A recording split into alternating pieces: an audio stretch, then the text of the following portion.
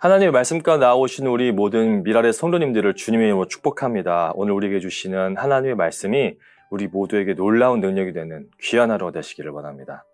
오늘 말씀은 스바냐 1장 14절에서 2장 3절까지의 말씀입니다. 주님께서 심판하실 그 무서운 날이 다가온다. 득달같이 다가온다. 들어라. 주님의 날에 부르짖는 저 비탄의 소리, 용사가 기운을 잃고 부르짖는 저 절규, 그날은 주님께서 분노하시는 날이다. 환난과 고통을 겪는 날, 무너지고 부서지는 날, 캄캄하고 어두운 날, 먹구름과 어둠이 뒤덮이는 날이다. 나팔이 울리는 날, 전쟁의 함성이 터지는 날, 견고한 성읍이 무너지는 날, 높이 솟은 망대가 무너지는 날이다. 내가 사람들을 괴롭힐 것이니 그들은 눈먼 사람처럼 더듬거릴 것이다. 이것은 그들이 나 주에게 죄를 지은 탓이다. 그들의 피가 물처럼 흐르고 시체가 오물처럼 널릴 것이다. 사람들이 가지고 있는 은과 금이 그들을 건질 수 없다. 주님께서 분노하시는 날 주님의 불같은 질투가 온 땅을 활활 태울 것이다. 땅에 사는 모든 사람을 눈 깜짝할 사이에 없애실 것이다. 함께 모여라. 함께 모여라. 창피한 줄도 모르는 백성아. 정해진 때가 이르기 전에, 세월이 겨처럼 날아가기 전에, 주님의 격렬한 분노가 너희에게 이르기 전에, 주님께서 진노하시는 날이 너희에게 이르기 전에 함께 모여라. 주님의 명령을 따르면서 살아가는 이 땅의 모든 겸손한 사람들아, 너희는 주님을 찾아라. 올바로 살도록 힘쓰고 겸손하게 살도록 애써라. 주님께서 진노하시는 날에 행여 화를 피할 수 있을지도 모른다. 오직 하나님만 섬기고 오직 하나님만 사랑하고 오직 하나님께 우리의 모든 것을 드려야 함에도 불구하고 이스라엘 백성들의 외도는 그 정도를 넘어섰습니다. 하나님께서 원하셨던 것은 단 하나였죠. 그분의 자녀들과 깊은 교제였습니다. 그 무엇보다 넘치는 사랑으로 깊은 예배의 감격 속에서 진정한 교제를 나누시는 것, 그것이 하나님께서 원하셨던 것입니다. 그런데 오늘 스바냐는 이스라엘 향해 하나님의 분노를 선포합니다. 이유가 무엇입니까? 왜 하나님께서는 그분의 형상대로 지음받은 인간들을 향해 이렇게 분노하고 계실까요? 스바냐는 주님께서 심판하실 무서운 날이 다가온다라고 말합니다. 개역개정은 여호와의 큰 날이 가깝다고 말하고 있습니다. 하나님의 분노는 매우 커서 그 심판은 무서운 것이라고 스바냐는 말하고 있습니다. 그리고 그 날은 아주 빠른 속도로 득달같이 다가오고 있다라고 말하고 있죠. 그러나 하나님을 분노케 하는 인간들의 악행은 멈출 생각을 하지 않습니다. 하나님의 무서운 심판이 그들 안중에는 없기에 크고 두려운 심판의 날이 이를 것이라는 경고에도 영적 안일함에 빠져 깨어날 생각이 없습니다. 하나님의 무서운 심판이 그들 안중에 없기에 하나님 보시기에 악한 행동들을 서슴없이 행합니다. 죄 짓는 것에 대한 죄책감과 두려움을 상실한 모습입니다. 아직은 괜찮다라는 말도 안 되는 안일함에 빠져있는 유다 백성들에게 스바냐는 용사가 기운을 잃고 부르짖는 저 절규의 날이 곧 온다고 경고하고 있는 것이죠. 그 고통은 말로 표현할 수 없을 정도이며 주님의 분노가 임하는 날, 환난, 고통, 무너짐, 부서짐, 캄캄함, 어두움, 먹구름과 어둠이 있을 것이라고 경고하고 있습니다. 또한 스바냐는 실제적인 이방 나라로부터 침략을 당할 것임을 말합니다. 16절입니다. 나팔이 울리는 날, 전쟁의 함성이 터지는 날, 견고한 성읍이 무너지는 날, 높이 솟은 망대가 무너지는 날이다. 이들의 안일한 태도를 버리게 하는 경고인 것입니다. 우리가 가장 조심하고 경계해야 하는 것은 바로 이 영적인 안일함입니다. 우리 늘 깨어 언제 오실지 모르는 예수님의 오심을 기다리는 삶을 살아야 할 것입니다. 스바냐는 좀 더 구체적으로 다른 나라에서의 침략이 있을 거라는 것을 경고합니다. 그리고 그 침략으로 인해 예루살렘에 어떠한 일들이 일어날지에 대해 이야기하죠. 그날 주님께서 심판하실 그 무서운 날이 오면 사람들은 눈이 보이지 않는 눈먼 사람들처럼 행동하게 될 것입니다. 적군이 공격을 하고 그들을 죽이려 하여도 어디로 피해야 할지 몰라 우왕좌왕하는 모습으로 더듬거리며 괴로워할 것임을 선포합니다. 이들은 결국 죽임을 당하고 그 피가 물처럼 흐르고 시체가 오물처럼 널릴 것이라 라고 말하고 있죠. 수많은 사람이 칼에 죽임을 당하고 그 피가 땅에 흐를 정도로 많은 희생이 있을 것이며 그 시체는 산더미처럼 쌓이게 되는 장면이 떠오르게 됩니다. 수습되지 않은 시체들은 여기저기 오물처럼 널릴 것임을 말하고 있습니다. 비참하고 슬픈 장면이죠. 이들이 하나님을 버리고 그렇게 사랑한 은과 금은 이들을 이러한 상황에서 절대 건질 수 없습니다. 그렇게 사랑하고 최고로 여겼던 금과 은은 무용지물입니다. 이 모든 일은 이렇게 된 이유는 하나님의 질투의 불 때문입니다. 하나님은 질투의 하나님이십니다. 하나님은 우리가 하나님 외에 다른 거짓 신을 따르는 것을 견디지 못하십니다. 하나님께서 사랑하시는 자녀들이 하나님이 아닌 하늘의 별과 이방 우상들을 경배하는 것을 보시고 하나님께서는 분노하신 것입니다. 그리고 그 분노는 질투의 불로 이스라엘 백성들을 깜짝할 사이에 없애실 것입니다. 18절입니다. 사람들이 가지고 있는 은과 금이 그들을 건질 수 없다.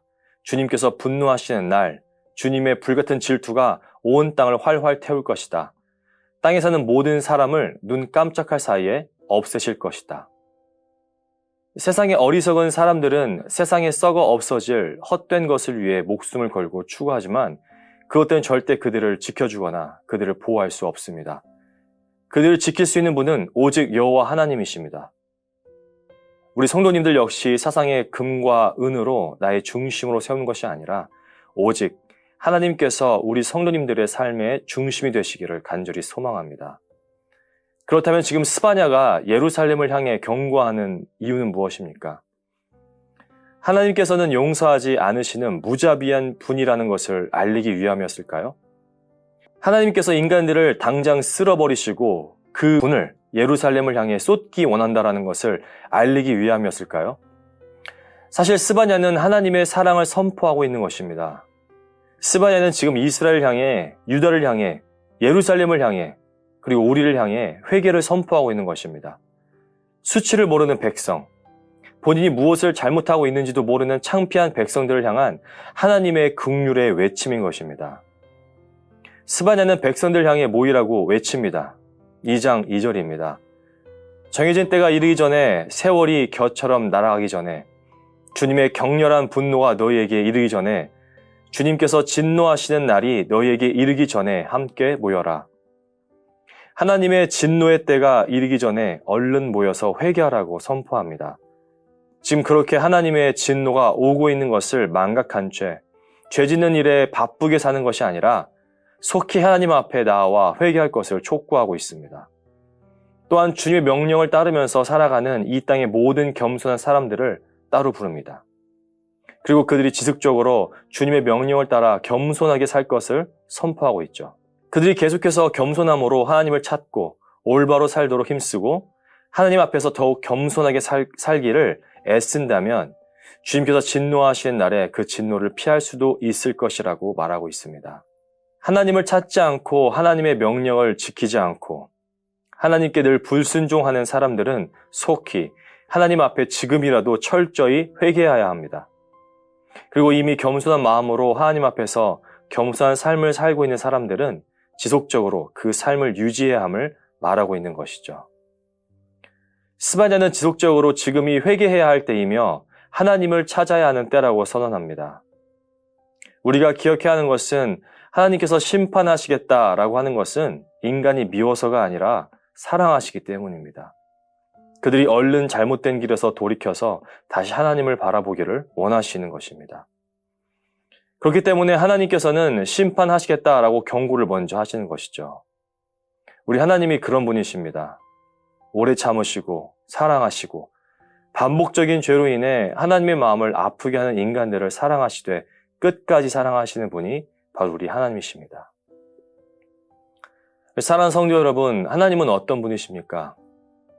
우리 하나님은 당장이라도 심판하셔도 모자라는 우리들을 향해 계속 기회를 주시며 다시금 하나님께 돌아오도록 기다리시는 분이십니다.